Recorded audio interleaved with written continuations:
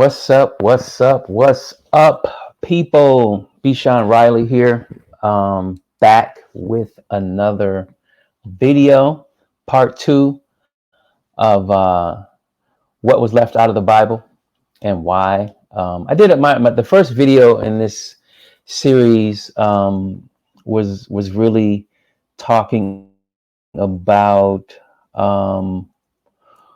why I started doing this video series called Spiritual Shift.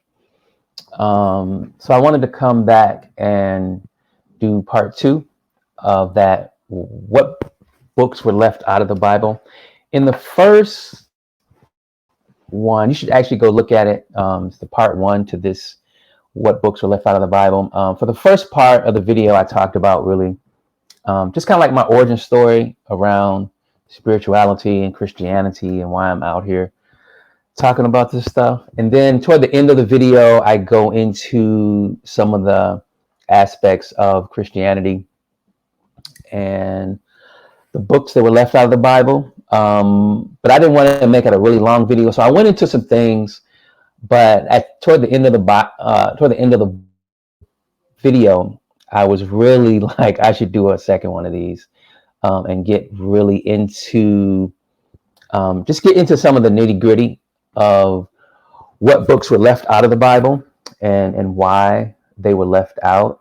I also, in the first video, I also talked about where Spiritual Shift came from and why I'm doing it. I won't go too much back into that, but what I will say is that part of why I'm doing Spiritual Shift was because of my partner. She had been nudging me and prompting me to really get out here and start talking about a lot of the things that her and I would talk about a lot just in our interaction in our relationship. And she's also my partner in Spiritual Shift as well as her like coming up with the idea to actually do Spiritual Shift. She's actually my partner in it, and she's going to be coming on to really talk about the astrological implications of spirituality and why it's important for us to understand ourselves as we grow and develop spiritually. So I'm excited for that when she comes on to talk about that. So without any further ado, what I'm going to get into, I'm going to go ahead and share my screen. The last video I did, the first one in this, what was left out of the Bible and why, I just kind of talked kind of off the cuff. I had a few notes, but that actual talk came from I did a presentation, I don't know, a year ago, and I went back and dusted off that presentation, and I'm gonna go ahead and share that with you guys now. So give me a second. So I can do that.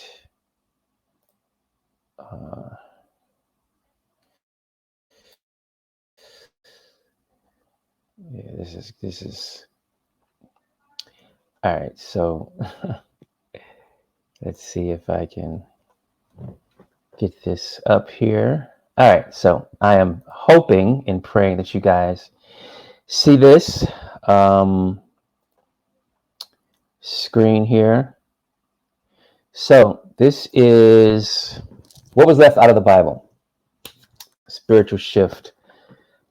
Spiritual Shift Sanctuary is the actual place where I shared this before.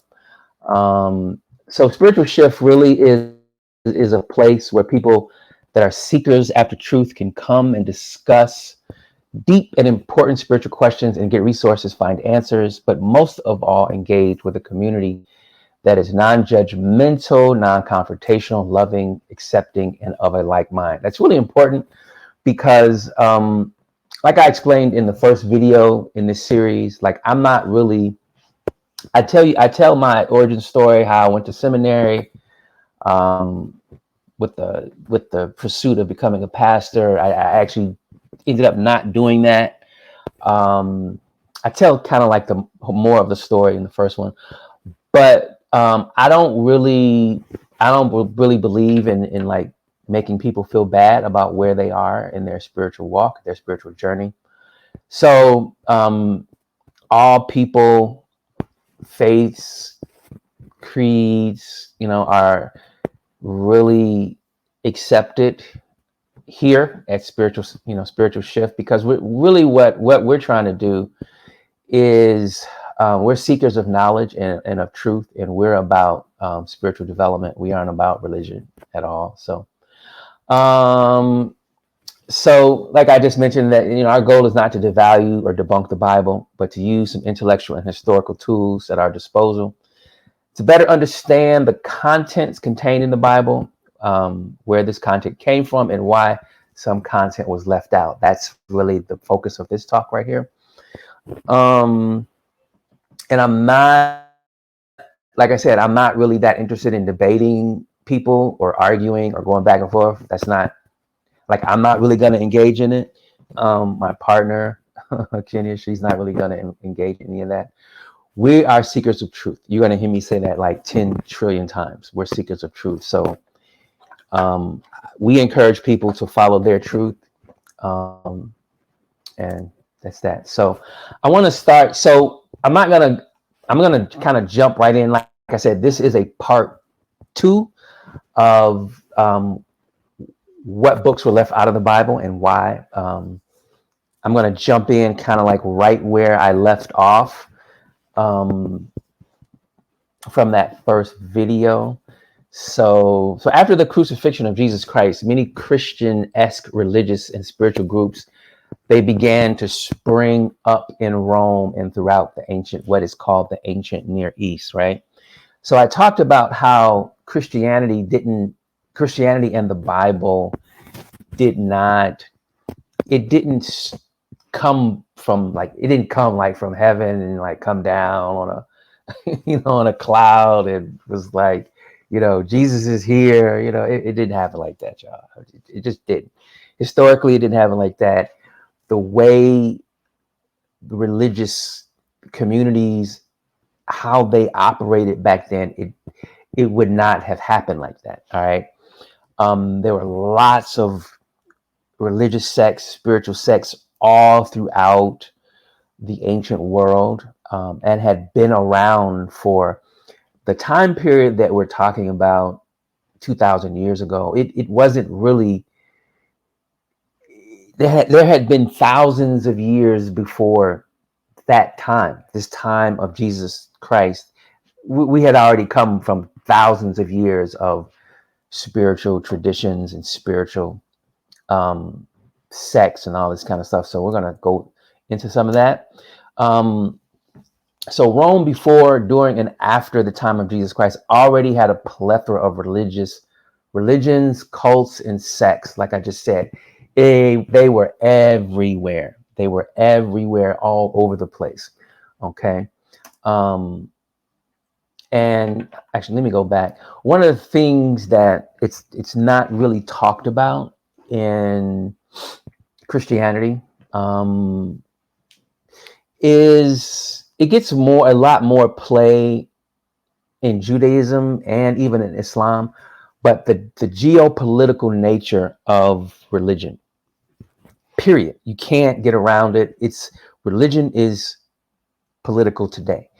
It was way more political back then because religion and the state were actually intertwined. In the first video, in this series, I talk about how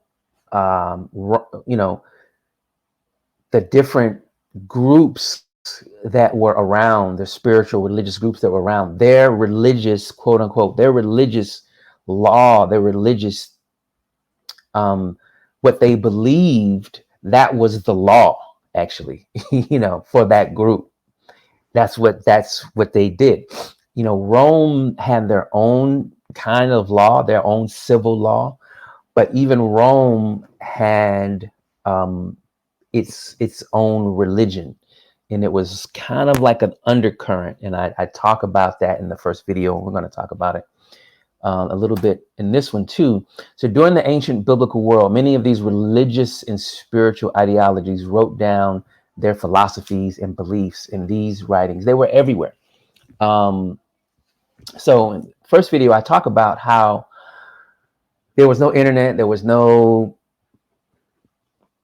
cell phones. So how people moved ideas around were they wrote them down on parchments, on scrolls.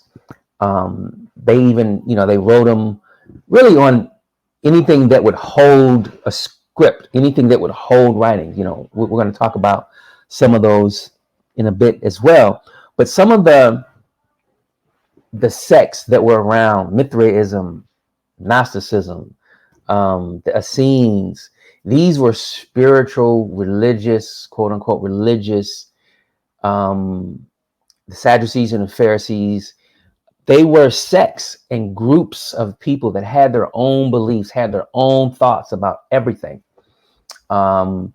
Gnosticism, the Essenes, they weren't as religious as, say, like the Sadducees and Pharisees. All right. Mithraism was a, quote, religion, but it was very different than what we understand religion to be. Meaning, how can I explain this? So we're going to talk about this in a minute, but I want to just bring it up here. Gnosticism, the Essenes were very different. They had a very different approach than like the Sadducees and the Pharisees. The Sadducees and the Pharisees were very legalistic. They were very like, this is the law. They had a book.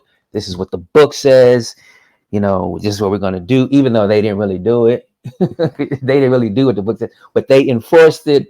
They held it. They supported it. This is what they did. All right.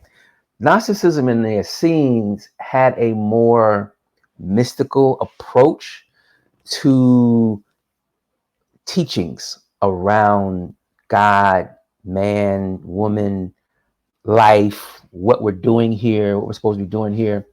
And Mithraism was kind of in the middle. It was kind of a little bit over here with the do this, do that, and then it was still kind of mystical at the same time. So I'm gonna leave that right there. Because I don't want to, like I said, these talks that I'm doing, I don't want to be doing them for I don't want them to be like an hour and a half, like 30, 40 minutes. I want to just drop some stuff on you all and, and then you can, shoot me any questions that you want me to delve into.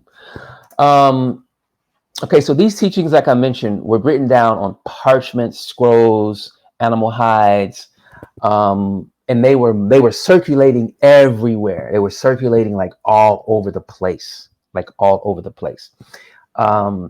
have to mention, like, I didn't go. You should really go back and watch part 1, and then this one, and then this episode.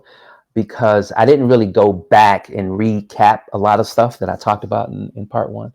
So I just kind of dove into it. But I talked about, I talked about how parchments and scrolls and stuff were circulating everywhere, all over the world, basically. And this is how ideas and religious thoughts were circulated back then. One of the most ancient ways that these ideas were written down, histories were written down, ideologies was on stone. All right, called cuneiform. All right, cuneiform writing, and this is a Sumerian tablet. All right, this is not easy to create right here. This is a very get on your nerve kind of process.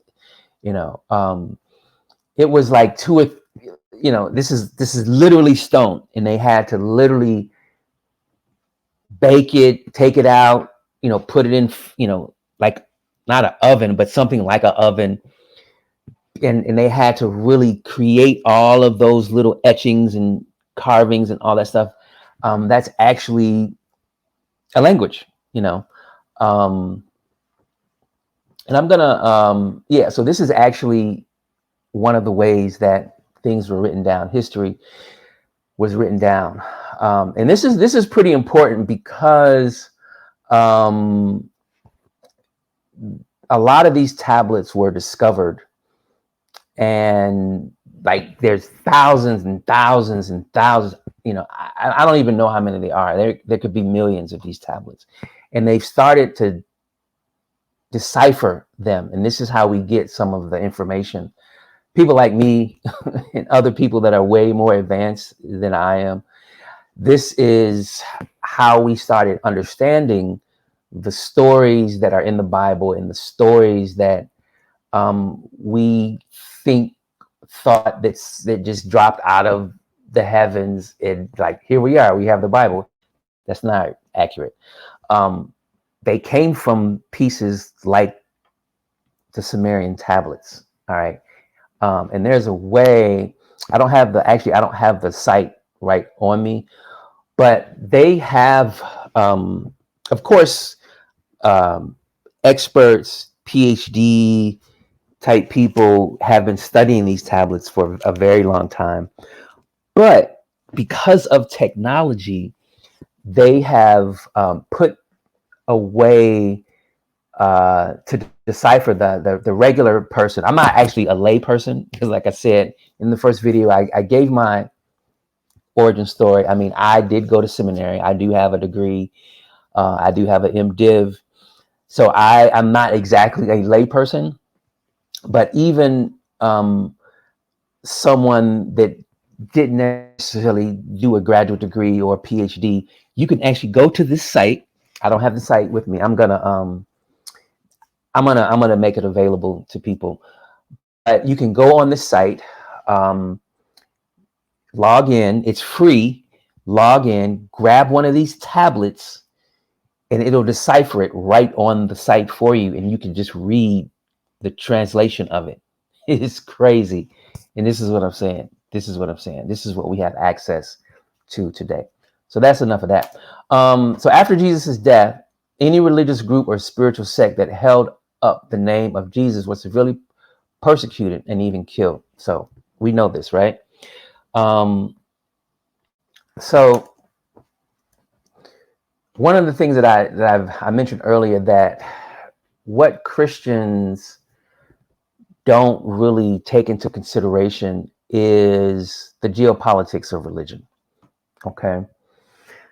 So around the time that Jesus was supposedly walking the earth, he was becoming very popular. There were lots of religions going around, lots of thoughts, lots of ideologies. So Rome, according to what history tells us, was the power back then, and was noticing this and wanted to, was in the business of promoting its empire and pushing its empire. So they were like, well, we need to actually maybe incorporate this into our empire, because one of the things that I have to mention, so that you can really understand, I'm trying to put you back in like 2,000 years ago. We don't really have a sense of it today, even though it still exists. It still exists today. Trust me, it does.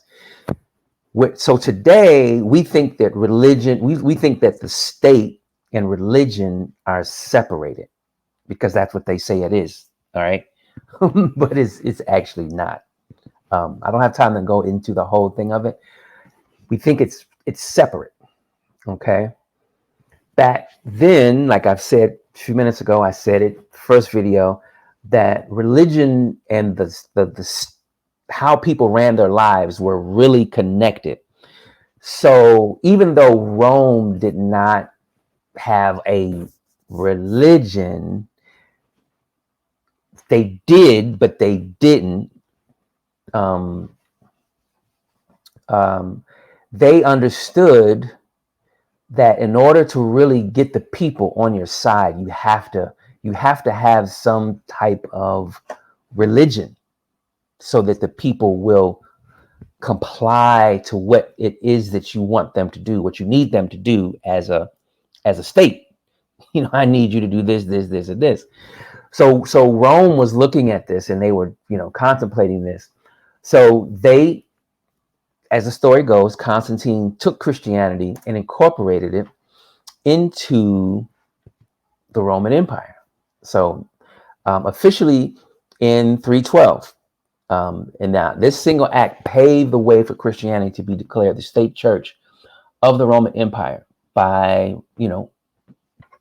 edict in 380 AD. All right.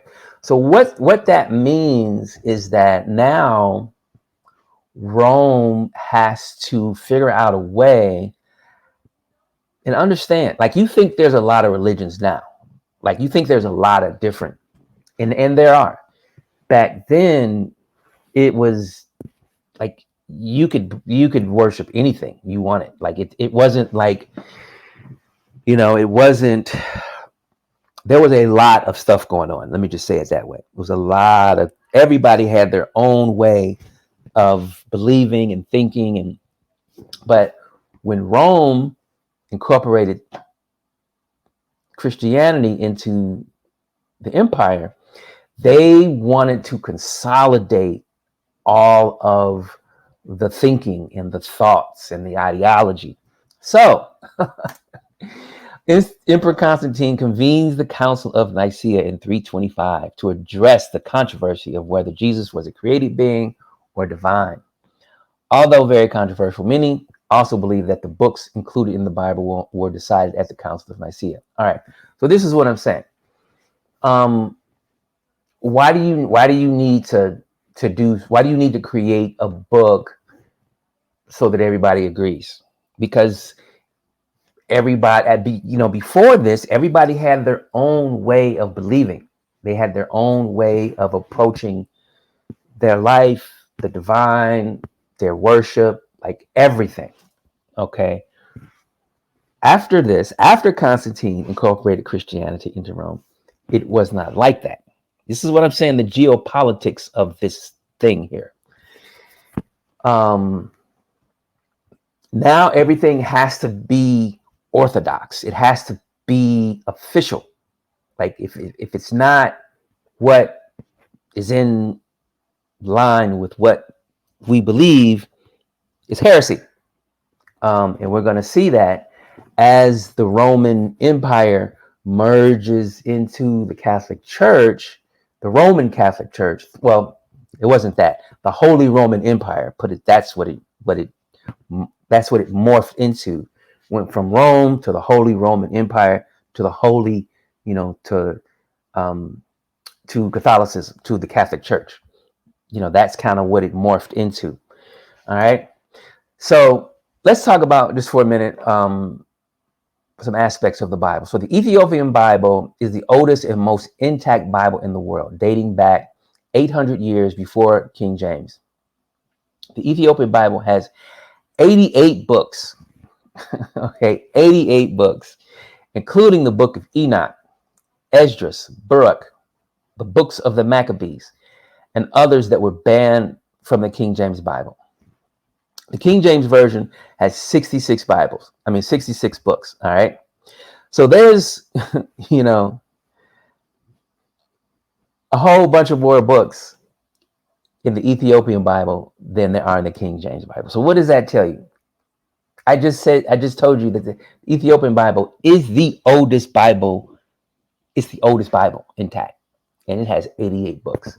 All right. So I'm gonna let you ponder that. I'm gonna let you deal with that. So in the first video, I started naming some of the books. I wanted to do the second video to really get detailed as to the books. So one grouping of 14 books that have been left out of the King James Version of the Bible are called the Apocrypha, and generally speaking, contain historical stories and spiritual and religious teachings. So these are some of the books in what is called the Apocrypha. Okay, these are the Apocrypha is just the books that were left out of the Bible. Okay, Esdras 1, 2, Tobit, Judith, additions to Esther. That's the Esther in the Bible. The Wisdom of Solomon, not the Song of Solomon. This is a whole another book called the Wisdom of Solomon. Ecclesiasticus, Baruch, the letter of Jeremiah. In the Bible, we have the book of Jeremiah, but this is the letter of Jeremiah. The prayer of Azariah, Susanna, Bel and the Dragon, prayer of Manasseh, and First and Second Maccabees. You can find some Christian books with the Maccabees in it. I've seen some Bibles with First and Second Maccabees in it. Long time ago that I haven't seen them in a while. All right, so the book of Enoch contains information on the origin of demons and the Nephilim. The Nephilim you find in Genesis. All right, Genesis 6. Why some angels fell from heaven, why the flood story talked about in Genesis was morally necessary, and much more. All right, so in the Bible, we see Enoch, right? We read about Enoch in the Old Testament, all right? But we don't know really who Enoch was, where he came from. What this book goes deep into it. Okay. So my question to people is, well, if these books, all these books, we'll use that one, but let's just take these books. These books were found and dated. They were found decades ago. If these books were dated to exist, couple thousand years ago, why were they not included? And the book of Enoch, why were they not included in the Bible? And I'm going to give you my opinion. All right, I'm not going to tell you what to think. All right, that's why, you have to go and watch the first video that I talk about this.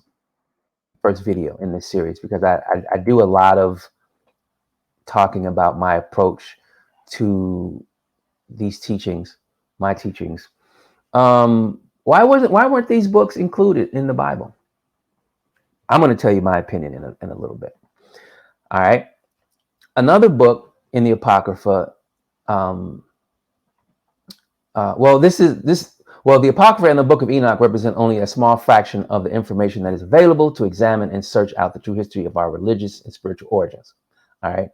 The Enuma Elish epic of creation story was written on cuneiform tablets around 12 centuries before the time of Jesus, and tells us a story of creation strikingly similar to the one in the King James Version of the Bible. Boom! All right. So this story, like it says here in the slide, it was on one of those cuneiform tablets that I showed you earlier. All right. And it goes into the story of creation. All right. I'm going to try to keep it real simple. I'm going to try to keep this real simple. But if you look at this picture, I'm not going to go into this. I'm going to just tap on it a second.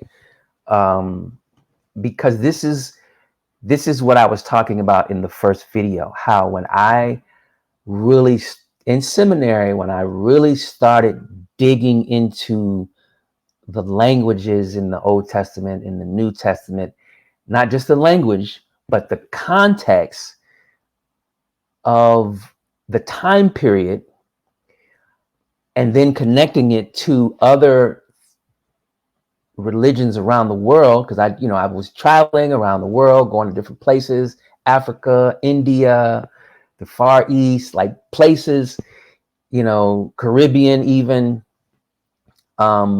looking at religious stories and all kinds of artifacts and just things like this, it gave me an entirely different picture of what Christianity, Islam, Judaism, religions are about and what we are supposed to be about while we're here, living in living our lives, and being born, passing on. What is all that about? So it's this type of stuff that I'm sharing that led me to that. So I'm gonna, if you can see, follow my cursor here. Now this is a person right here. This right here. This is a, see the face. You see something here that looks like, I don't know. I'm gonna let you. I'm gonna try not to influence you, but what does this look like right here? All right, this is actually a cuneiform tablet. Now understand, I said this isn't like we take a piece of paper and scribble on it like it's nothing, and we're like, oh, let me just doodle. Let me doodle. Like people that are artists, they'll take and they'll just be doodling. I've done it before. I can't draw, but I'll doodle on some paper just for fun if I'm bored. The cuneiform tablet, that's not a doodle. You don't doodle on that. If you messing around with some cuneiform tablets, you're specifically trying to say something. Not only are you trying to say something, but it's going to take you an enormous amount of time and energy to get what you're saying onto that cuneiform tablet. That's the first thing. The second thing is that you're trying to communicate something that you want to be around for a long, long, long time, because cuneiform tablets are stone. All right. So on this stone tablet, you see this figure of some person. It looks like a person. Sorry, it's behind the words. And then there's something in the back here. This is the person's face. So the way the torso is facing, it's like they're facing us. So this is something going on. Like, what is this back here, right? I'm not going to go into it. This looks like something like some arrows coming up from their back. This is their leg. Okay. This is their, you can see like some kind of foot here. What is this right here? What is this right here? Okay. What is that? That's a tail. Okay. I'm gonna try not to say too much, but this looks like some kind of animal, a familiar looking animal. All right. A familiar looking animal here. This tail looks real familiar to an animal that we know here. This is furry. This person is standing over this animal like it's like a little puppy or something, right? Like it's a little puppy, like it's a little Great Dane almost. All right, I'm gonna let you just ponder with, and this is, so why would this person take the time to draw this image in this form here, where in this type of image where you have this person looking figure that is very large standing over this animal? All right. So in the first video, I say that my goal is really not to change anybody's opinion, I'm not really interested in none of that. I'm not really interested in debating with people. I'm not really interested in like arguing or nothing. All right. Like what we do at Spiritual Shift is we are seekers of truth. Personally, this is what we do.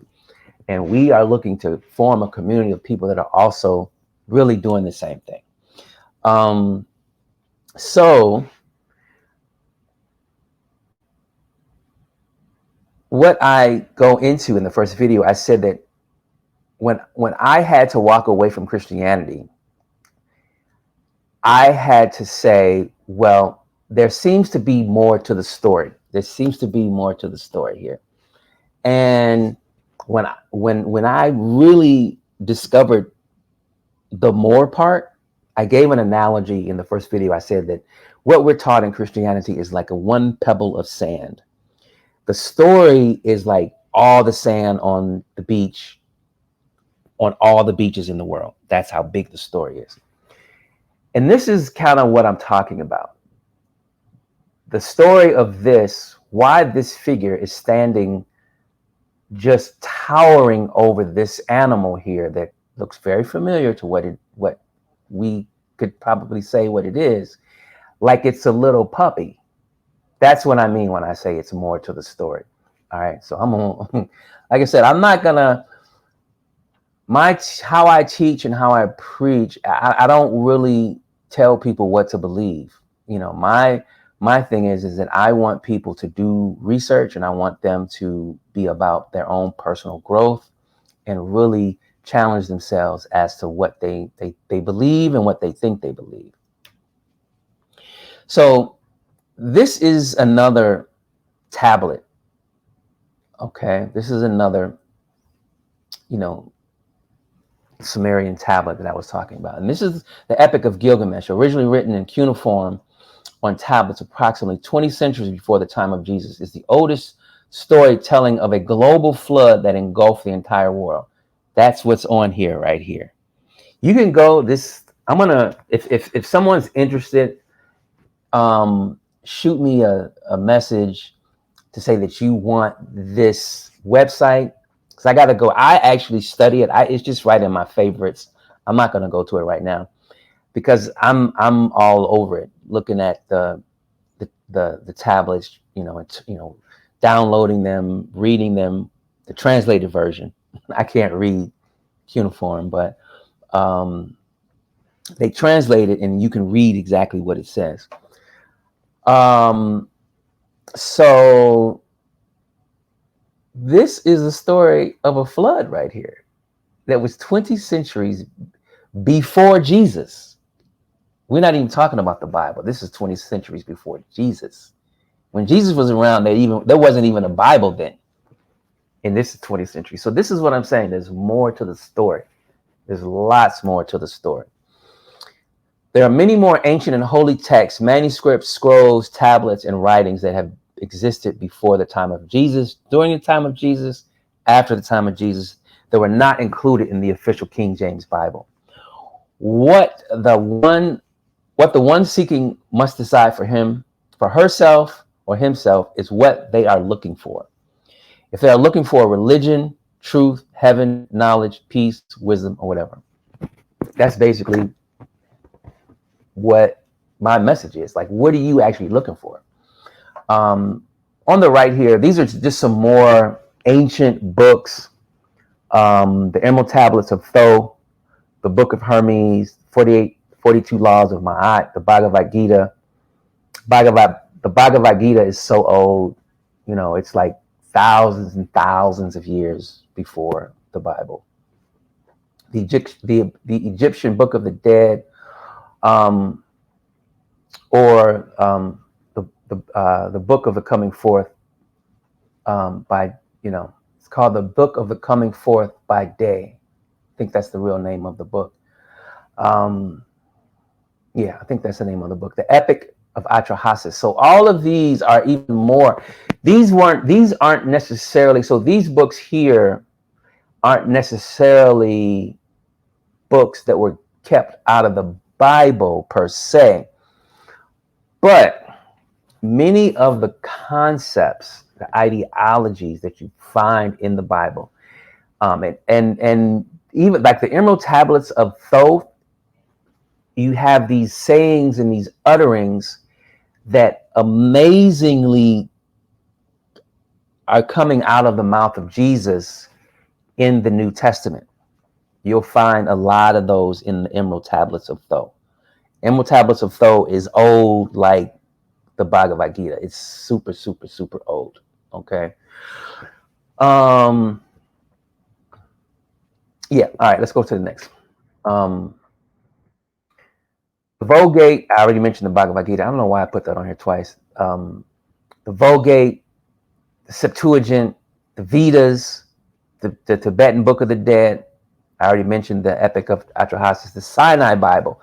These are all old versions, like the Sinai Bible, the Septuagint, and the Vulgate are all older versions of what we call the King James Bible. It's different languages of what we understood to be the Bible that were translated and eventually ended up as the King James Bible. You would be surprised what the readings of those books, the Sinai Bible, the Septuagint, and the Vulgate, what those Bibles have in them. You would be amazed. I'm going to actually make some of those available to you guys. Some of the real important like areas of those books that are really interesting. No matter what the seeker is looking for, the historical record is clear that certain texts, writings, and ideologies were not included in the King James Version of the Bible. The reasons could be political, theological, or other. The fact remains that if one is truly searching to understand the meanings of the biblical stories, one must look at as much of the story as possible, whether they are found in the biblical text or outside of it. So this is kind of what I'm talking about. Like, if you're just interested in going to church and singing and dancing, having an understanding that you're doing these things because you don't want to go to hell or something, that's completely fine. If that's what you're doing it for, no judgment, completely fine. Do that. But if you somehow you think that there's more to the story than that, there's kind of like there has to be more than just that. I'm here to tell you that there is more to the story than that. And these books have the clues. These books, stuff like this has all and way more, and way more. When I tell you that the story is huge, I'm not being dramatic. Please believe me, I'm not being dramatic at all. These are if you just spent the books that I've talked about just in this talk here, you could spend years combing through this stuff, just these books, years in researching what all the stuff that they're talking about, and years. Like, please believe me, years. So because the Bible was really the impetus to put a book together, one book. You can't deny that it was,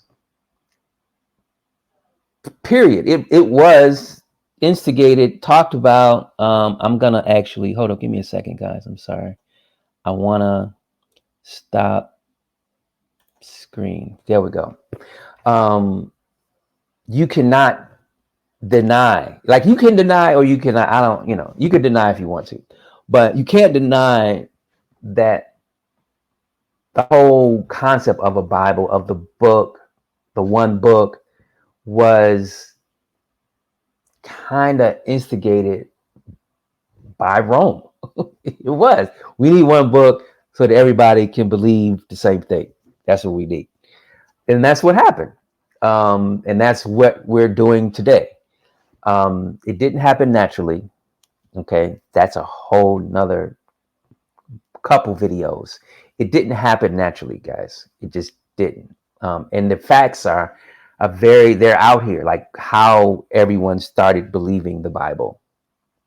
It wasn't just kind of like you read the Bible and it's like, oh, that makes so much sense. Let me, it didn't happen like that. But why would the powers that be want to have everybody believing the same thing? It's because, it's just my opinion. It's just an opinion. All right.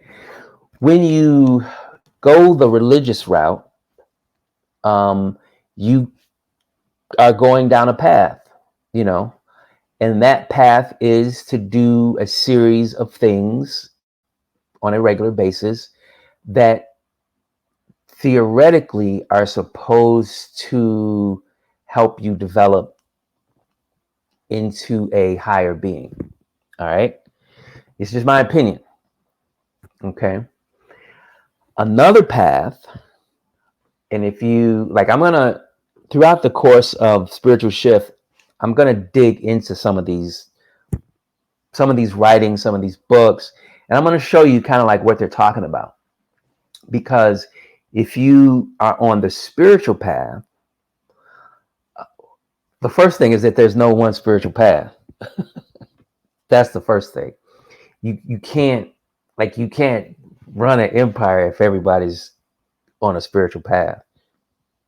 At least not the way, that's actually not true.